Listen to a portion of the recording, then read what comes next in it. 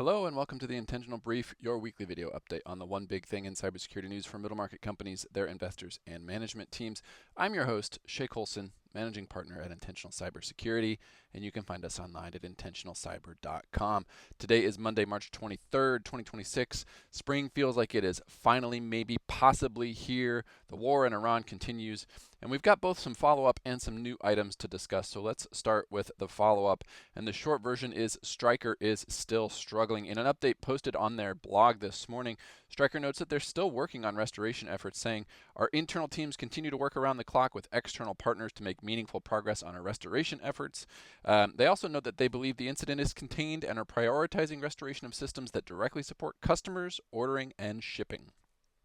That all makes sense. They also posted a letter from Palo Alto Network's Unit 42 team who did the digital forensics and incident response.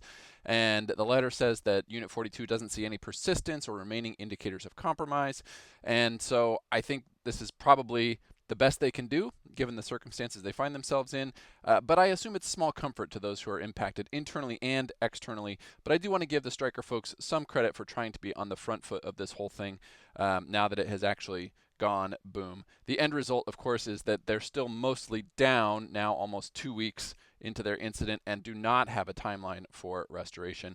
Meanwhile, the U.S. government has formally accused Iran's government of being behind this hacktivist group, Handala, through a Department of Justice press release from last week. And at the same time, the FBI has reportedly seized 2 websites that the Handala group uses to coordinate and disseminate information. So best case is that nobody else is wiped by this particular group, but the pain here is very real and very persistent for Stryker and their customers.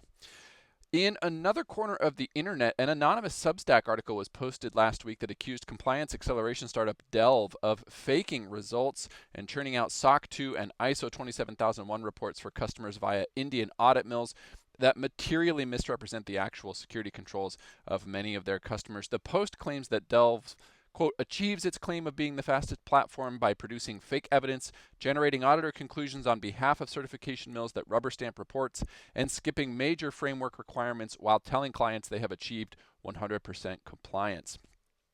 Delve, for their part, responded to the accusations with a blog post, which doesn't exactly inspire confidence, but they do note that the actual audit is done by independent auditors, again, trying to kind of push that distance away. One of the auditors that they use, Core Partners, recently failed their AICPA peer review program. The letter that they received, which is available on the AICPA website, notes that this failure is pretty significant because the letter is very short and the language in there is damning. They note that the firm's policies and procedures were not designed or operating effectively and that they did not provide reasonable assurance that engagement teams acted appropriately for SOC 1 and SOC 2 audits. The problem, of course, is that this entire mechanic around SOC 2 is supposed to be the trust broker that clients can rely on. If these auditors and the systems behind them can't be trusted, then neither can the reports and the value is materially degraded.